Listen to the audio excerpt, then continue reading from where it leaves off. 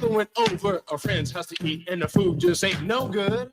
Celebrate Black History Month at the Call to Conscience Black History Month Museum, formerly Columbia City Theater, 4916 Rainier Avenue South. Call to Conscience Black History Month Museum features exhibits and installations. It's a guided tour. Installations include the Seattle Black Panther Party, the Black Heritage Society of Washington, the Rainier Cinema Black Movie Posters Collection, the Hartsfield Family Enslaved Quilt Collection, Revere XR, Negro League Baseball's Seattle Steelheads, NAACP Washington, Alaska, and Oregon, Giselle's Famous Chicken, Nasty Mix Records, Sir Mix-a-Lot, South Seattle Emerald, the Museum of History and Industry, Community Keepsakes and Memorabilia, the Total Experience Gospel Choir and Pat Wright, the Black Prisoners Caucus, a display from the Tacoma Buffalo Soldiers Museum. Tuesdays through Sundays from 11 a.m. to 7 p.m. There will be no other location where you can celebrate the achievements and the achievers of the Pacific Northwest and Seattle while recognizing the Black excellence that shines today. For more information, visit RainierAvenueRadio.org or call 206-290-9685. What's going on, world? It's your boy OG Mambo and your guy D Money. Join us along with Pint Size Patron and ID Yourself here on Fresh Juice at Rainier Avenue Radio every Wednesday hump day from 9 to 11 Pacific. Get exclusive interviews from your favorite artists, all the hottest music, and updates on what we got going on in the world. That's every Wednesday, 9 to 11 p.m. on Seattle's Rainier Avenue Radio. Hello, I'm Tony Young, and every week I will be your guide to the music of the Fab Four with my show With the Beatles. John Lennon, Paul McCartney, George Harrison, and Ringo Starr, those four lads from Liverpool. First airings are Tuesday night from 7 to 9 p.m. with repeats on Thursdays and Saturdays from 8 to 10 a.m. right here on Rainier Avenue Radio. Tune in to catch Beatlemania. Check, check, check. Hey, Seattle, here are some storage tips to love food, stop waste. Onions make potatoes sprout faster. Keep onions away from potatoes. Ripe bananas give off a gas that makes the fruit around them ripen faster. Store bananas away from other fruits. 40% of food in the U.S. goes uneaten. Save money, save food, save the planet. Visit Seattle Public Utilities for more tips. RainierAvenueRadio.world is your 24/7 digital media hub. Tune in at RainierAvenueRadio.world. Also find us on Facebook, Twitter, and TuneIn apps.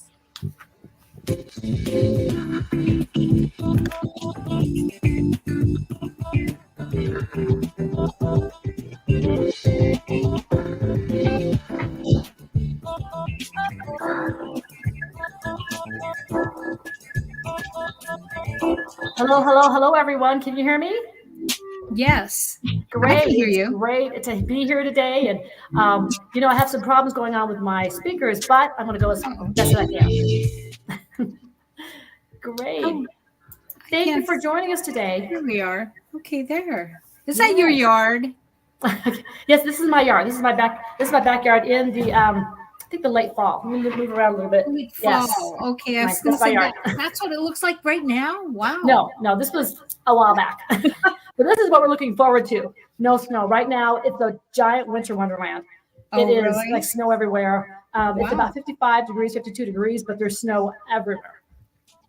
Wait for it to melt. Well, I'm waiting for Lunar New Year, which is this coming Saturday, February 10th, where a lot of the Asian cultures are celebrating their Lunar New Year. And I see it's a Year of the Dragon, which is one of my favorites. I love the dragon picture there. I'm wearing red and gold for the celebration.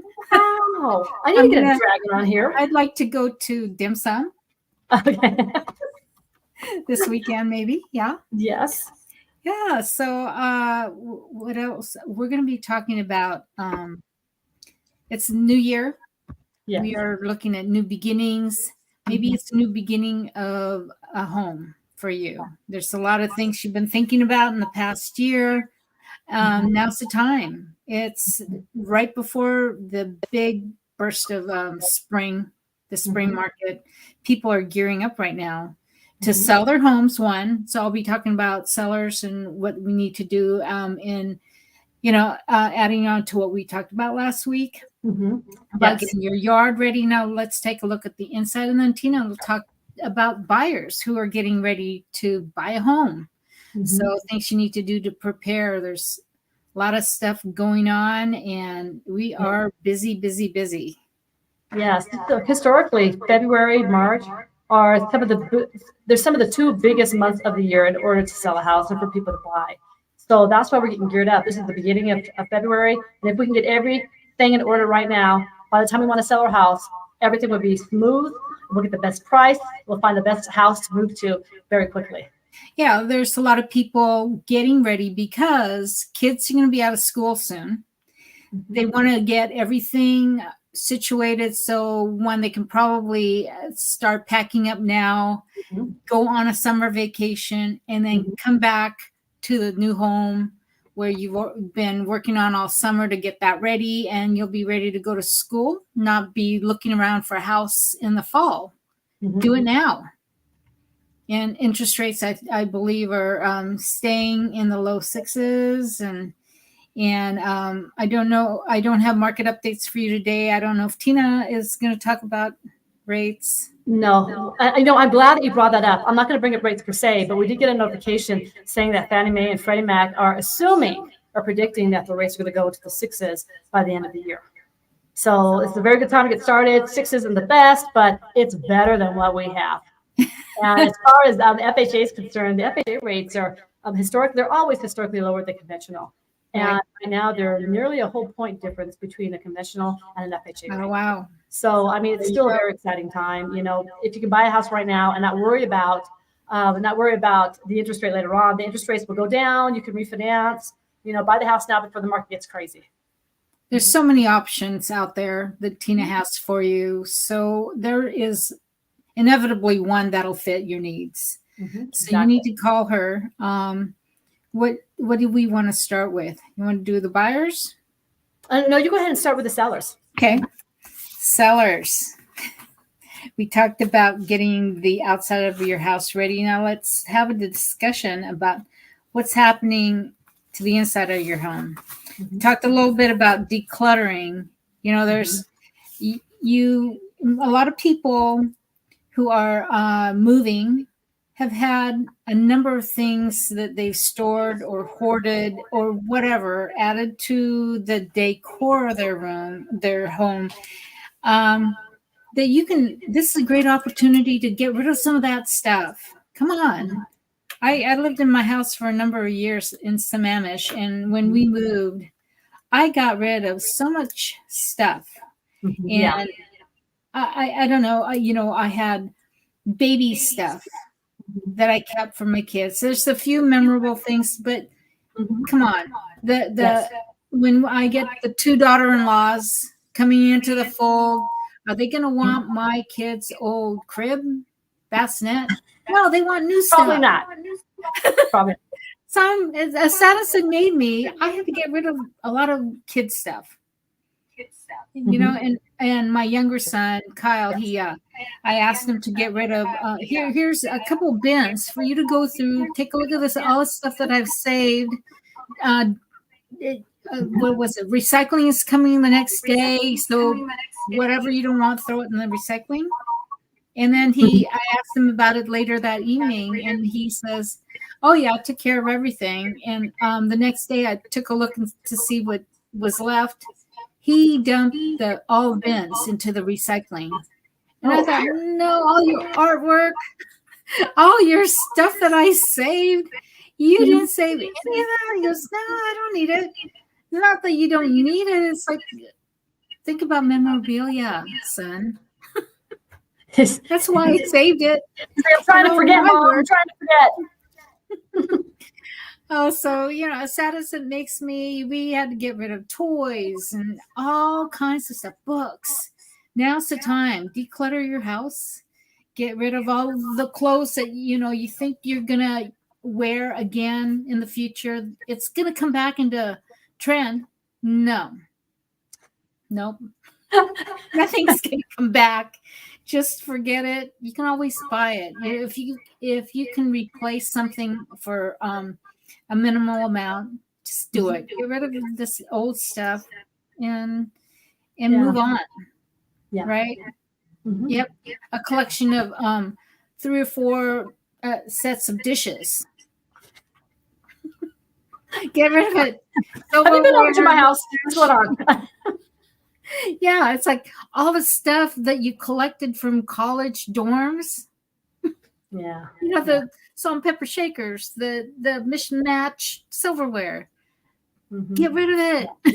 Yeah, it's crazy. Yeah. And when you're decluttering too, so people are walking in and you want to get rid of all your personal items, you know, your jewelry, expensive stuff that you've got on display, pictures. You don't want people to know who lives in there. Yeah. You know, you don't want them stalking your family. So get rid of that stuff. And then the one big thing you need to do, and some people make a mistake. They don't want to do this. They don't want to go to the expense of staging. Now, staging gives the potential buyer a visual of how the house may look when they come in and move in, all this different spaces. Oh, that's what I can do over there. Yeah, that's a great idea. And it presents your house in a better light, and you may get more money by doing that. And if you leave the house empty, it's like, I don't know, it's not the live-in space that they're looking for, right? What do you think about staging? I think that's kind of the number one thing. Yeah. When I sold my house in Seattle, when I moved down here to Denver, I had somebody stage my house for about 6 months. And she came in there and it looks beautiful. I mean, it's not a real bed. It's like a blow up. You know, you put some stuff over it. Yeah. But it kind of gives the new prospective buyers kind of a vision of what the house is going to look like after they buy it. So staging, I think, is an absolute must. Yeah. And nowadays, you're not going to have your house sitting on the market for 6 months, right? It's going to get snapped up fast. Yeah.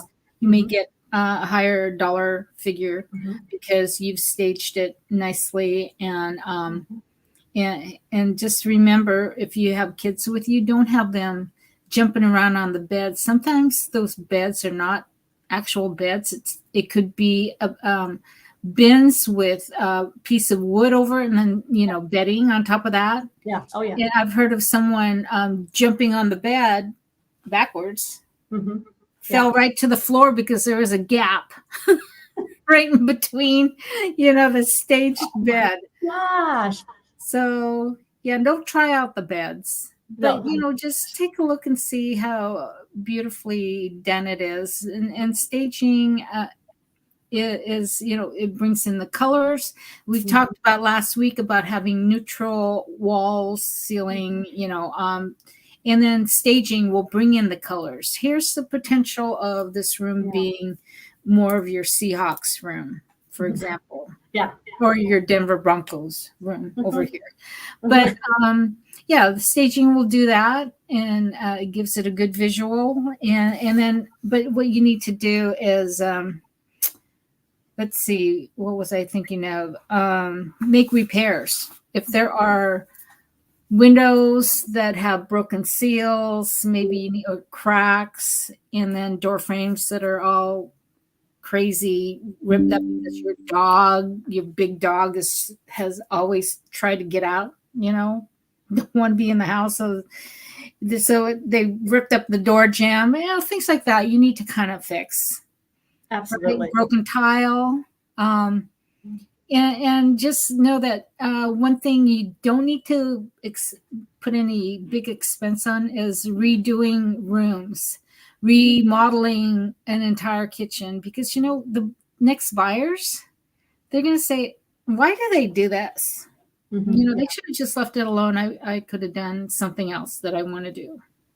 Yeah. Right. New fixtures. Yeah, it's not necessary. Just if it's kind of updated, doesn't have to be 100% updated to what the trend is right now. Yeah. Just let it go. And you know, Tina, what happens if someone comes to you and says, you know, I kind of want to buy that house, but I don't have the money to put into redoing a kitchen, for example.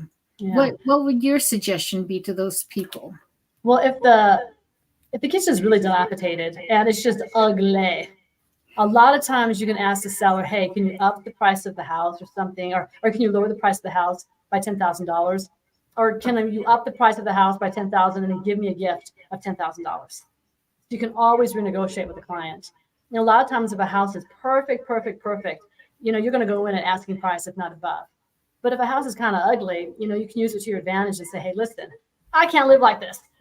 There's carpet in the kitchen or something, and sometimes your realtors can actually renegotiate. And so financially it's beneficial so that you'll have some money to fix. Sometimes, when there's an FHA loan or something, let's say that the floor is really messed up and the bathroom and the back doors don't close and the stairways are broken.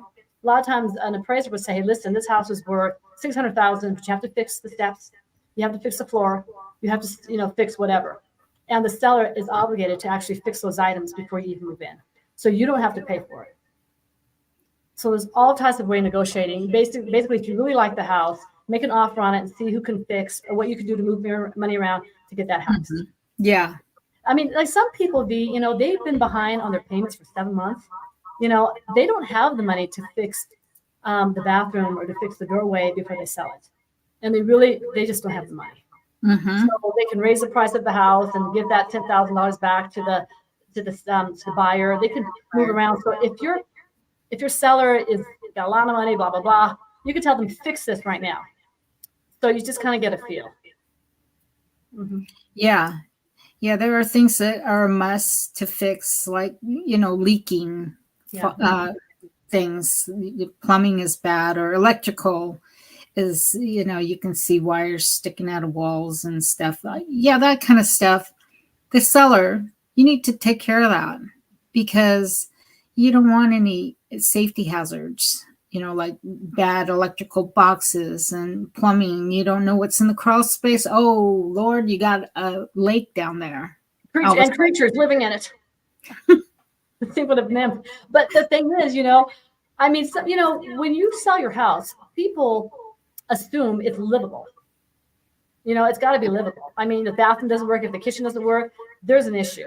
So as far as lenders are concerned, we have to make sure that it's livable. If it's not an investment property, if it's a property that you're going to be living in as your primary, we have to make sure the kitchen faucets work, the electricity is on, the electrical panel works, the plumbing is assessed, the sewer, everything else. So, if you just really don't have any money to fix up your house, and you think everybody in your range, every house that is just like yours, let's say they're going for $750. If your house is a mess, you're not getting $750. Maybe you're getting $730 or $700 or $690. So depending on how bad your house is, just because you have 5 bedrooms and 2 baths does not mean that your house is the same worth or value as the one across the street that's in pristine condition. Mm-hmm. Sometimes you have to have a talk with reality, or just an assessment of what's really going on in this dimension. This is really what the value of your house. If it is pristine, if it's granite, marble, everything is beautiful and maintained very well, then if the average price of the house is here, then maybe you can get a higher price. Yep. If your house is dilapidated, you never cut the grass, you never clean the gutters, you just ran the house ragged, then you're going to be below market. So have a real good talk with your realtor and don't say, hey, my house is worth $1.1 million. And really it's worth $590. I mean, you're not going to sell. It's going to waste everybody's time. Mm-hmm. So, I tell, my people, when I have buyers and let's say they buy a house for $700,000, lenders actually go out to the house and make sure it's worth $700,000. Mm-hmm. Yep. That's why we order the appraisal. So if your appraisal comes back at $320 and the seller's trying to sell it to you for $700,000, we're going to tell you, no way, pass. Go get another lender. Next. So a lot of times we'll tell you, hey, there's no basement, there's no roof. The house is not worth this. If you want to buy this house, you need to put a roof on it. So a lot of times we'll tell the sellers, hey, this is a kiss of reality. Your house is not worth this much. And our clients, we're not going to secure a house if you price it at this level. Because if anything should go wrong, we're not going to get the value back if we have to sell your house. Yeah. You as a seller, you could be lucky. You could get someone like our friend Freddie and Ahmed, who are in construction. They'll come in and they'll buy your house if it's in the dilapidated condition. They understand they're going to need to put some money into it. And there are people that can do that after the fact. You just look beyond what you see And Freddie, for example, and we're going to have these guys on the air one of these days to show the before and after photos of their remodel project in their new homes. And Freddie had a situation where the entire house carpeted, all the bathrooms carpeted, the kitchen was carpeted. I don't know how gross that is, but I would never carpet and the garage carpeting. Good gracious. Oh my gosh. They owned a carpeting store or something? What's going on? I don't know. And he ripped it up. He ripped it up. Yeah, see, something like that. We don't care. It's livable. If you like carpet anywhere. I mean, it's livable. But the thing is, it's just like you can buy a house in any condition with no doors, no walls, no nothing. But it just depends on what the lending you want. I mean, if you have an investment property and it's dilapidated, somebody out there will buy it either cash or through a lender, what have you. And if the house is perfect, of course you can sell it. But that's crazy. Now Violeta's talking about her clients. They actually do handiwork. They do carpentry. They do construction. They do all of that. They build homes. So for them, it's perfect to buy something that's dilapidated because they can buy it below market and come in and fix it. Yeah, and lo and behold, beneath all the carpet. Original hardwood floors, real hardwood floors, and cost them nothing to refinish all that compared to putting in the final plank, whatever you want to do right now, tile. But anyway, before we get into so you got a seller that's ready to go and you got buyers coming in, and now it's a good time, as we've been saying, buyers are going to come out of the woodwork. Right now, the first thing that the buyers need to do is get pre-approved. In my book, it wastes everybody's time and energy. If you're going around looking at houses and you're not pre-approved, you find a house that you like, and all of a sudden, oh, my lender says I'm not approved for that amount of money. What do? I really want that house. So Tina, talk about pre-approvals. Yeah, I tell people, if you are sick of your house and you want to move, your kids are gone, you're out of here. Make sure that you talk to a lender and secure your financing for after you sell your home. Sometimes when people buy houses, there's two people in the household, they're working really good, like great credit. Maybe there's a divorce or a sickness or something. Now there's one person. They sell their house, but they cannot afford another house. So you need to get that ironed out before you think about selling your house. Where are you going to live? And sometimes it's very easy. We can do bridge loans where you do a loan on your property that you're leaving for the down payment on the new house, and both of the mortgages are not counted against you. There are ways of doing that. Sometimes right now, Violeta, I've got some people who qualify for the old home and the new house, and they just transfer over. But please, please, please talk to a lender before you put your house on the market if you plan on buying, because just because you own a house right now does not mean you're going to qualify for another. Right? Maybe when you bought your house, the houses were going for $44,000. Now they're going for $1.2 million in your same neighborhood. So make sure you talk to somebody first before you sell this house and plan to buy another. Yeah. There you go. Any other tips for that? Let me see how much time we have. We got a little bit of time. Well, a lot of people have equity. A lot of people, let's say they bought their house for $400,000, and now the houses are worth $1.9 million, and their kids are gone. They're like, woo! They're graduating from college. I'm out of here. I'm buying in Puerto Rico or something. A lot of times or they're saying I can't leave because the interest rate that I got on this first mortgage is 2.5. And so what should I do? So I tell people, take the equity out, go buy yourself some investment properties. And if one of those investment properties is that house, in Beverly Hills or, in Snoqualmie or something, let that be a rental. Until you retire, then you move into your rental and have your primary house be your a rental. But there are ways to work around it. Don't sit on equity that is untapped. Don't sit on a 401k. You got $500,000 in there. You're not going to retire for another, 10 years. Do something about it. And maybe it's not just selling your house. Maybe it's using the equity in your house to buy several other houses that are on investment properties. Yeah. How great would that be on your portfolio that you got all these homes? You're a slumlord now. Well, right now the rents are really, really good. Right now the rents are really good. So people bought homes for like $160,000 in Boston. Now the houses are worth like $630,000, and they're getting positive income and they got value. So you don't have to just buy in Seattle. You can buy in Oregon, Utah, Idaho. Just get a management company and you're good to go. Yeah, that's right. And I can still help you find the right agent out that way Yes. to find you a good investment property. Oh, yeah. And what else we have for our new buyers and sellers? Just be ready out there. There's a lot of, like I said, people are going to come out in droves. Weather's getting better. My girlfriend said she had a house, like it was a $2.1 million up in Issaquah. She had over 100 groups come through there on Saturday for the open house. So it's starting to get crazy, right? Yeah. And, a lot of people think I have to buy a house before I apply. You can apply for a loan anytime you want and find out, hey, here's my profile. Can I do investment properties? Can I sell? Can I buy? You don't have to wait until you buy a home to do a loan application. A lot of people I don't want you to. I don't want you to. Because, again, what if it turns out you're not qualified to buy that house that you want? You know, we're going to find out after your heart is set on buying that house. Yeah. Your lease is up in 2 months. Now you want to buy a house.